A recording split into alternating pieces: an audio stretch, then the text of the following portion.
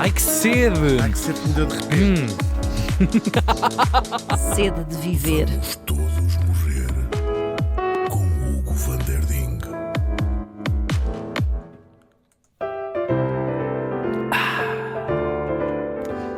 Vamos cantando e rindo. É o hino da mocidade portuguesa. Por acaso não é? Não mas é? Pareceu-me. Oh, Pois é, neste dia estávamos em 1873. Estavam com vontade de voltar a Por 1873. acaso estou Sim. sempre com vontade.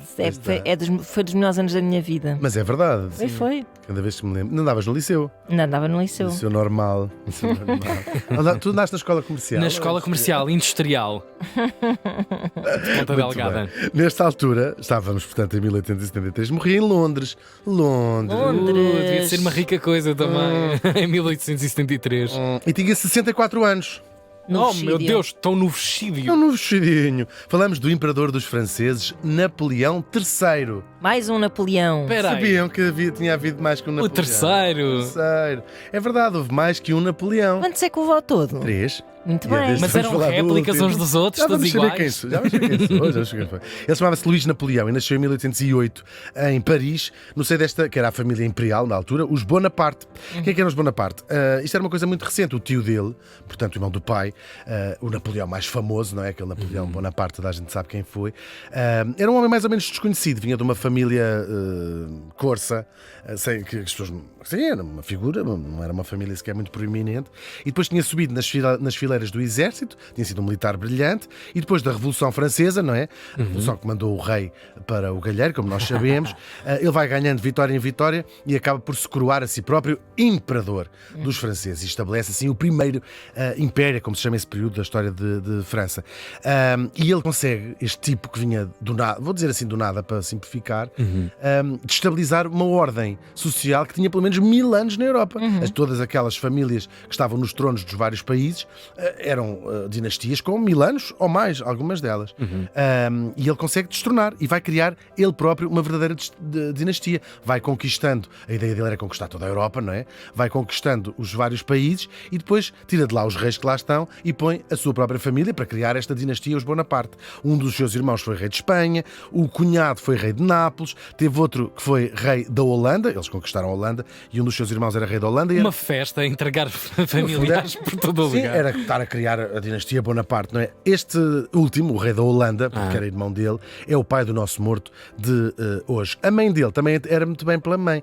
Era uma senhora chamada Hortense de Beauharnais, que era nada mais, nada menos do que a filha da Josefina. Toda a gente já ouviu falar da Às vezes Josefina. usava um Sim. Panamá e ficava Hortense de Panamá. Muito bem. Mas quando estava assim mais o hipiopi, chamavam-lhe Hortense de Boané.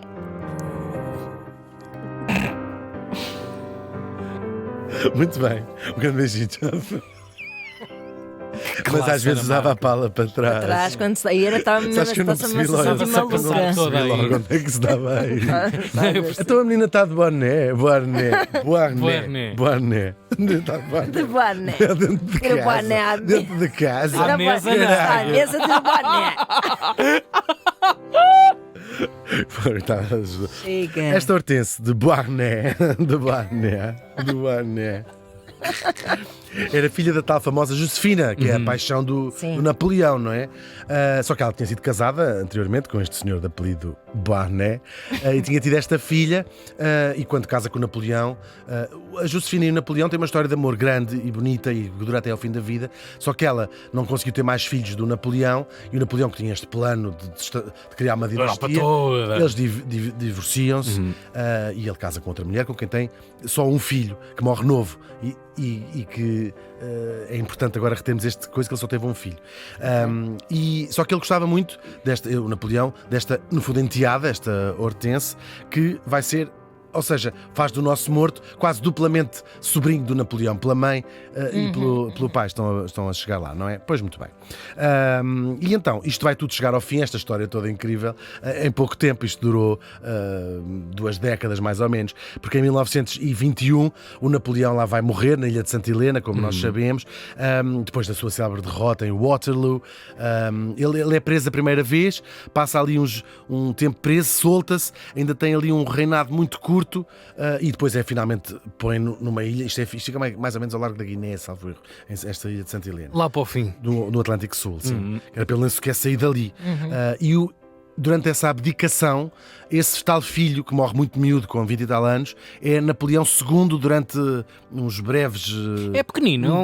É mesmo. 5, 7 minutos. Mas entra ali na contagem para ser o Napoleão II. Só que isto não significa, o Napoleão lá morre, depois da derrota em Waterloo, o seu plano, tal e qual, o seu plano de conquistar a Europa fica-se por ali, mas os Bonaparte ainda não estavam prontos para sair de cena. A família vai se separar toda, depois da queda dos Bonaparte, não é? E este miúdo vai crescer no exílio com a mãe. Até porque deviam ter a cabeça a prémio, não? Imagino. Claro, foram expulsos de França. Claro. Sim, foram expulsos de França. E ele vai crescer, anda sempre com a mãe, ele depois nunca mais vê o pai. Cresce na Alemanha, Itália, Suíça, Lobelho do Mato também. Também, A claro. mãe arranjou lá um emprego bom a fazer salsichas numa fábrica, enfim. Casinha boa, modesta, mas também era boa. Trocou o boné Lobeia. por o chapéu de palha. Enquanto isso, a França vai seguindo o seu processo revolucionário, não é? Eles cortaram as cabeças a toda a gente, fizeram assim umas É que já ninguém experiências. podia usar boné. Pois não, sem cabeça não usaste boné. Fica só o boné, pescoço e boné. Pescoço e... Adorar. Estou a ver que adoraram este apelido boné. Tenho que trazer mais apelidos destes. Ora, nós tínhamos tido o rei, não é? Que foi morto, depois há ali uma experiência republicana, depois temos o Império do Napoleão e depois do Napoleão, quando o Napoleão cai, os Bourbon, da família do Luís XVI, volta, como uma monarquia constitucional, têm ali mais uma experiência monárquica, andava-se para trás e para a frente, depois no meio disto toda a gente perdia a cabeça, como a gente já sabe. A França continuava muito dividida em fações, a Revolução criou muitas fações, umas eram republicanos, outros eram monárquicos, outros eram bonapartistas, é como se chamava, portanto queriam de volta os Bonaparte, e é assim que este miúdo se consegue infiltrar, vai se tornar uma personagem muito famosa e querida para os franceses, e depois lá vai ser ele a liderar esta causa dos bonapartistas. Ora, há umas eleições, as pessoas decidem voltar a ser uma república, é a chamada Segunda República, há umas eleições, são em 1848, com sufrágio universal, para a presidência da República. Uau, inovador. Sim, votaram mais ou menos 7 milhões de franceses. Claro que isto havia de estar condicionado a quem é que votava, mas ainda assim é muito representativo. Muito, 7 sim, milhões de pessoas. E surpreendentemente, mas também com uma certa nostalgia do Império, porque o Napoleão, a França era enorme, não é? Conquistaram a Europa, essa história toda. O nosso Luís Napoleão vai ganhar por mais de 70% dos votos. É incrível, um landslide. Saudosismo. É um bocadinho, sim. E vai se tornar assim o presidente da Segunda República Francesa. Na verdade, o primeiro presidente, porque a Primeira República não tinha tido este cargo com esta natureza. É ele que vai escolher a residência, a casa de uns tios, que tinha sido a casa dos tios, o Palácio do Eliseu, que é a residência do presidente até hoje. Só que ser presidente da República, ele foi muito, muito popular, muito popular.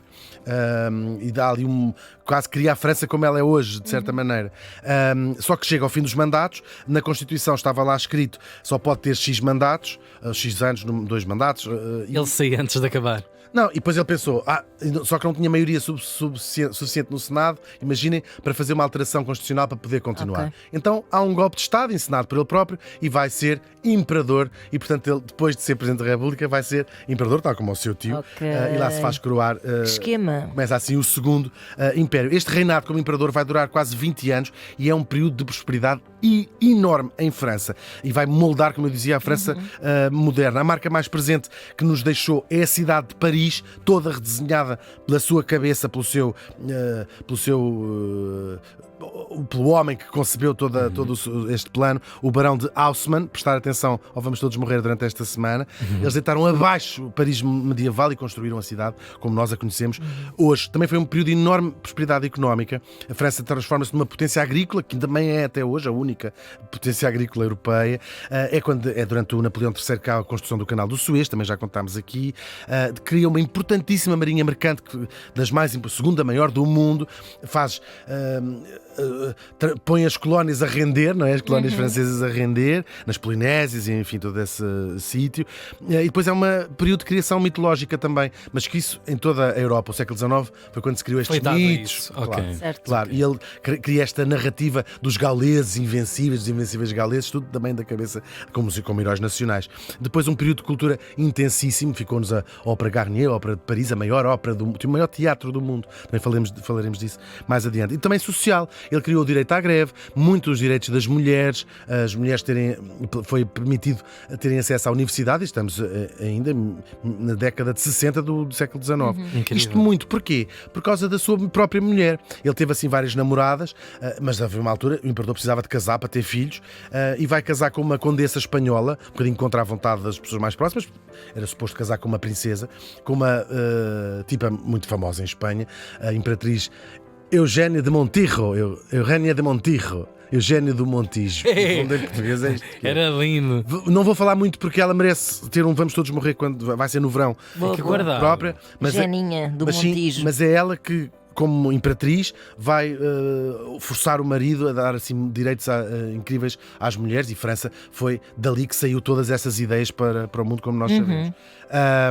Bom, Entusiasmante. ainda assim, este Napoleão III, uma grande paixão pela mulher, mas deitou-se com todas as mulheres que vocês consigam imaginar. Brigitte Pois. Bardot, Catherine Deneuve, aquela do Amélie Poulain. Estou a mentir. Piaf também. Piaf, Tudo. sim, Vanessa Paradis. Adelaide Ferreira. Tudo o que mexia. A Carla. Podemos dizer, Dina Aguiar, podemos A dizer, Borroni, tudo. como não são contemporâneos, Claro, sabemos que não que estamos festa. Não digam mais. Também não tem de ser conterrâneas, Isabel não é? Bahia, a Margarida Mercedes de Melo, enfim, olha, foi uma pouca vergonha.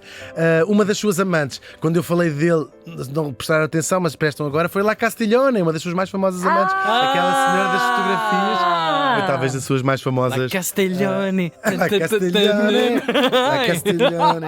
A sua debacle, o seu fim, vai ser a guerra, claro, no caso a guerra com a Alemanha, a chamada Guerra Franco-Prussiana. Ele vai perder. Como? Não. Foi assim não, porque a Alemanha ganhou. É o contrário. A Alemanha ganhou. Antes de perder, ainda teve tempo de lançar. Precisava-se para a guerra, disse assim: precisamos de um substituto da manteiga. Há pouco leite. Substituto da manteiga, dou um prémio a quem inventar. E há um gajo que inventa a margarina, que deve-se também ao Uau. Napoleão III. Vegetal. Péssima invenção.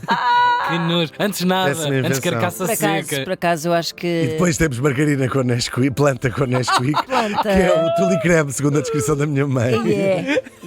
Boa, é boa.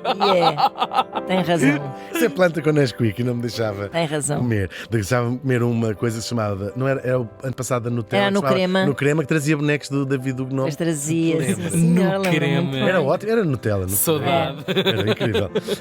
Bom, ele, quando pega a guerra, pegou na Eugénia e no filho, e vai basar pela Inglaterra, onde ele vai morrer pouco tempo depois, lá no exílio. A França ficou a ferro e fogo, não é? Voltou a ser uma república, e é uma república até hoje, como nós sabemos. E este tipo conseguiu ser simultaneamente o primeiro presidente da República Francesa, o último monarca de França e, claro, a única pessoa a ter sido até hoje as duas coisas. É incrível. O Napoleão III morreu faz hoje 150 anos.